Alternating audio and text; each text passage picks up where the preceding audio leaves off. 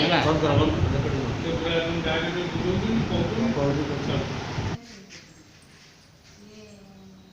ମୁଁ आचार्य शुभेंद्र कुमार दास सरस्वती शिशु विद्या मंदिर इच्छापुर। आज षष्ठ श्रेणी गणित पढ़ा विषय प्रसंग हूँ स्वाभाविक संख्या लगे आम आज कौन पढ़ा स्वाभाविक संख्या पढ़ा। अच्छा पे तुम जान अंक क्या कहती।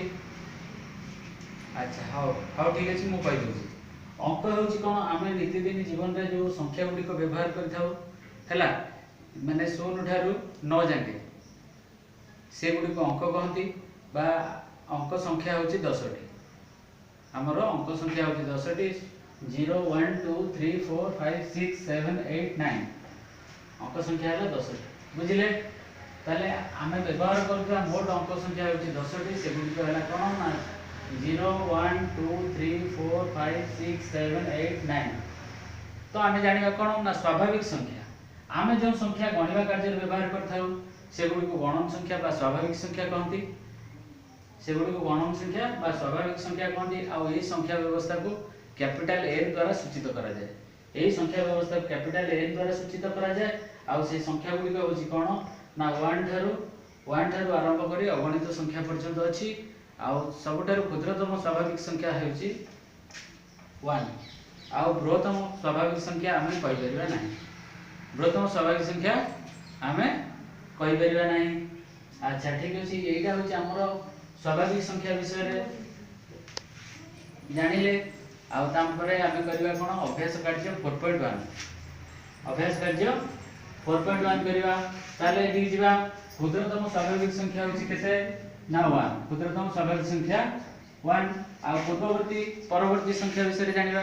पूर्ववर्ती संख्या केमि जानिबा केमि व्यवहार करबा ना प्रत्येक संख्यार पूर्ववर्ती संख्या जानिया पहले से संख्या को 1 वियोग करियो पड़िबो हैला कि वियोग करियो पड़िबो। पूर्ववर्ती संख्या 28 मन कर एडी 2 नंबर पर प्रश्न अछि 28 र पूर्ववर्ती संख्या केते ना 27 28 रु 1 कम बा 27 आ परवर्ती संख्या होछि केते ना 28 रु 1 बेसी से होछि 29 बा 29 सेमती 248 सेमती कोन अछि ना 248 ख नंबर प्रश्न तार पूर्ववर्ती संख्या होछि 247 बा 247 आ परवर्ती संख्या होछि 249 बा 249 हला। ग नंबर प्रश्न 567 ता पूर्ववर्ती संख्या होछि 566 566 आउ परवर्ती संख्या होछि 568 सेमती घ नंबर प्रश्न दैछि 3856 पूर्ववर्ती संख्या होछि 3855 आ परवर्ती संख्या होछि 3857 सेमती एठी दैछि 5000 र पूर्ववर्ती संख्या 4999 4999 आउ परवर्ती संख्या होछि 5001 बा 5001 बुझिले।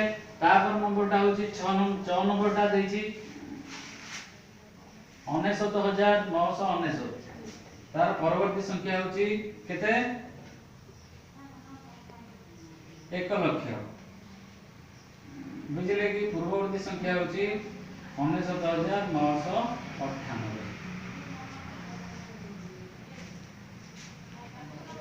अच्छा तापर आमे देखिबा 3 नंबर संख्या देखिबा 3 नंबर प्रश्न।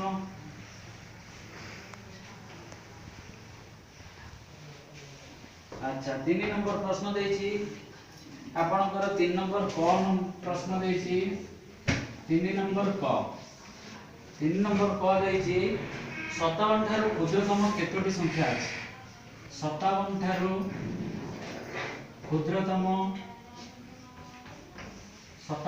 क्षुद्रतम केतोटी संख्या अछि